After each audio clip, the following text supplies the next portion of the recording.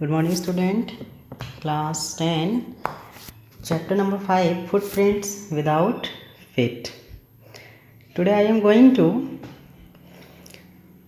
tell you the next part of the story. Okay, तो हम लोग इसमें पढ़ चुके थे, जहाँ से उसके आगे हम लोग देखते हैं. Listen very carefully. It is a very interesting story and one of the important for your exam. Okay, so listen carefully.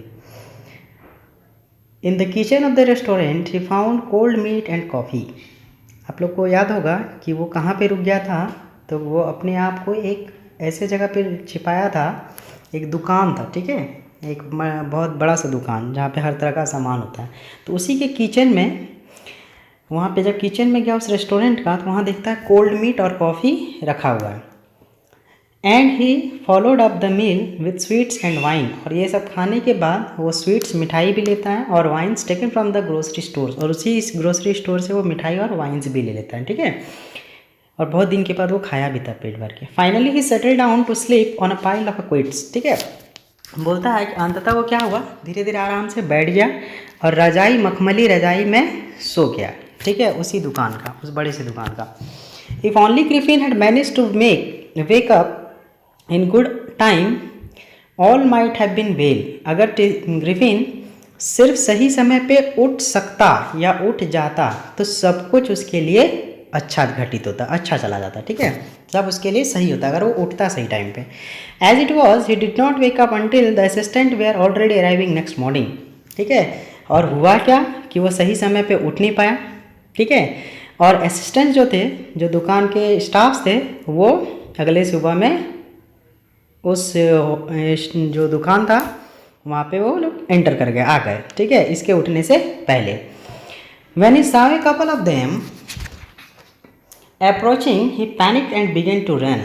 ठीक है, जब वो देखा कि एक दो लोग आ रहे हैं तो वो पैनिक्ड हो गया. जब अपनी ओर आते देखा तो पैनिक्ड हो गया. ठीक है, डर गया. ठीक है, और वो दौड़ना शुरू किया. दे नेचुरली गेव चेस. तो ऑब्वियस है कि कोई भी आपकी दुकान से रात में अगर बैठा है या सोया हो वहाँ पे, और अचानक से आप दुकान खोलो और आपकी दुकान के अंदर वो है, तो आप उसका पीछा करोगे अगर वो दौड़ा है तो वो लोग भी, दोनों स्टाफ्स क्या किया, उसके पीछे पीछे दौड़ा. In the end he was able to escape only by क्विकिंग taking off his newly found clothes. और अंततः वो भागने में सक्षम रहा, स्केप कर गया, वहाँ से निकल गया. क्यों?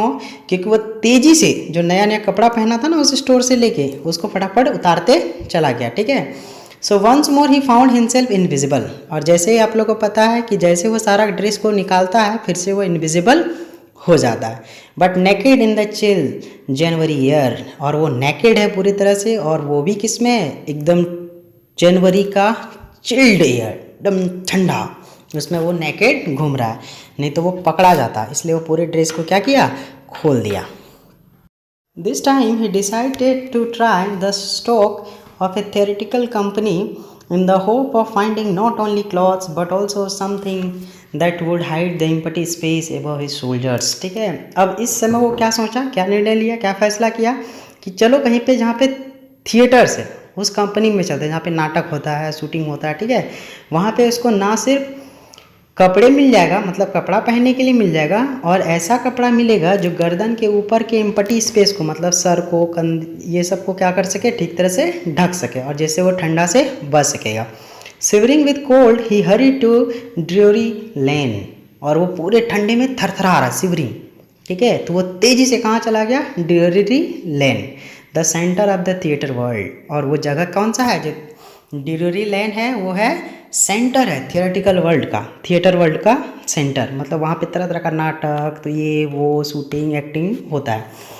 ही सून फाउंड ए सुटेबल शॉप. और वहीं पे वो क्या पा लिया, एक बहुत अच्छा अपने लिए सुटेबल शॉप भी मिल गया उसको, एक अच्छा सा दुकान. He made his way invisible up stair and came out a little later wearing bandage around his forehead, dark glasses, false nose, big plus side whiskers and a large head. ठीक है, क्या क्या वो किया, वहाँ पे वो इनविजिबल गया था क्योंकि कुछ पहना नहीं था, सीधे छत पे जाता है ऊपर. ठीक है, और वहाँ पे बैंडेज वगैरह पूरे सर में लपेट लेता है, गोगल्स पहन लिया है, नकली सा नाक लगा लिया है, क्योंकि आप लोग देखे होंगे जहाँ पे लगता है थिएटर वगैरह, नाटक वगैरह होता है, तो ड्रेस बहुत ही रंग बिरंग का होता है, अलग अलग तरह का। फिर एक लार्ज हैट ये सब लगा के वो नीचे उतरा, तो इसके without being seen he callously attack the shopkeeper from behind. और वो चूँकि बिना किसी को नोटिस के निकलना चाहता था, बिना किसी को दिखे निकलना चाहता था, तो वो क्या किया, शॉपकीपर को पीछे से अटैक कर दिया उस पर। After which he robbed him and all the money he could find. और फिर वो उसको लूट भी लिया, उस शॉपकीपर को, उसका सारा पैसा जितना भी उसके पास था सब छीन के रॉब करके भागा। इसमें एक पार्ट भी है और इस पार्ट में कुछ क्वेश्चंस भी है, ठीक है, इसको भी आप लोग सॉल्व कर लेंगे। जैसे क्वेश्चन है, why does Mrs hall find the scientist. ये इस पार्ट के लिए क्वेश्चन जो अभी हम लोग पढ़ेंगे, ठीक है। इसके पहले पार्ट का क्वेश्चन आपके उस तरफ है, जैसे how did the invisible man first become visible. ये इनविजिबल इंसान पहली बार विजिबल कैसे हुआ था, तो आप लोग को इसका आंसर पता है, इसका आंसर कर लेंगे। Why was he wandering the streets, और वो सड़कों में गलियों में इधर उधर क्यों भटक रहा था, क्यों घूम रहा था, ठीक है। Eager to get away from crowded London, he took a train to the village of Iping, where he booked 2 rooms at the local inn, ठीक है। वहाँ से भागने का जल्दीबाजी, ठीक है। वहाँ जो क्राउडेड लंदन है, भीड़ भाड़ वाले लंदन से वो क्या करना चाह रहा था, जल्दी से जल्दी निकलना चाह रहा था वहाँ से। उसके लिए वो एक ट्रेन लेता है और एक गांव चला जाता है आइपिंग, ठीक है, जहाँ पे उस गांव में जाके वो एक होटल लेता है, एक लोकल इन, ठीक है, और उस होटल में 2 रूम लेता है। The arrival of stranger at the in in the winter was an any case of unusual event. किसी भी स्ट्रेंजर का उस इन में आना, उस होटल में ठंडे के टाइम में, उस समय में विंटर के टाइम में आना एक बहुत ही अनयूजुअल इवेंट था। मतलब ऐसा कोई घटना नहीं था, वो ऐसा एक बात नहीं था जो कॉमन हो, ठीक है, अनयूजुअल था, थोड़ा अलग था, विचित्र था। A stranger of such uncommon appearance set all the tongue waggling, ठीक है। बोलता है कि एक स्ट्रेंजर ऐसा, एक तो वो टाइम में आना स्ट्रेंज इवेंट था, उसके साथ साथ वो जो स्ट्रेंजर है, वो जो आया हुआ बाहर से, कौन, वो साइंटिस्ट, ठीक है, उसका अपीयरेंस भी बहुत अनकॉमन था। एक कॉमन अपीयरेंस उसका नहीं है, थोड़ा अलग ही अपीयरेंस है। इसके वजह से लोग तरह तरह का बातें करना शुरू कर दिया, ठीक है। वैगलिंग का मतलब होता है जैसे कि ये करना, हिलाना, तो अपने जीभ को हिला रहा है, दैट मीन्स वो तरह तरह की बातें उसके बारे में होनी शुरू हो गई, tongues wagging. Mrs Hall the landlord's wife made every effort to be friendly. Mrs Hall जो उस लैंडलॉर्ड की वाइफ है, वो हर तरह का प्रयास करती है उससे फ्रेंडली होने का, ठीक है, मतलब एक कोऑर्डिनेशन बैठाने का। But Griffin had no desire to talk and told her my reason for coming to Iping is a desire for solitude.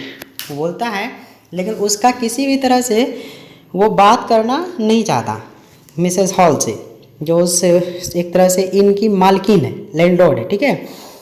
बोलता है कि मेरा यहाँ आने का एक ही रीज़न है, आइपिन आने का एक ही रीज़न है कि मुझे एकांत चाहिए, अकेलापन चाहिए, सुनसान, कोई हमको डिस्टर्ब ना करे, इसलिए मैं यहाँ आया हूँ। I do not wish to be disturb in my work, मैं नहीं चाहता कि मुझे मेरे काम में कोई डिस्टर्ब करे। Beside an accident has affected my face, क्योंकि इसके साथ क्या हुआ था, वो बताया एक रीज़न कि मेरा एक एक्सीडेंट हो गया था जिससे मेरा फेस जो है वो थोड़ा प्रभावित हो चुका है, इसीलिए वो विचित्र लग रहा, थोड़ा अजीब लग रहा है, ठीक है। अब हम लोग इसके नेक्स्ट पार्ट को अगले क्लास में देखेंगे और कोशिश करेंगे कि ये चैप्टर ख़त्म हो जाए, ठीक है। Thank you.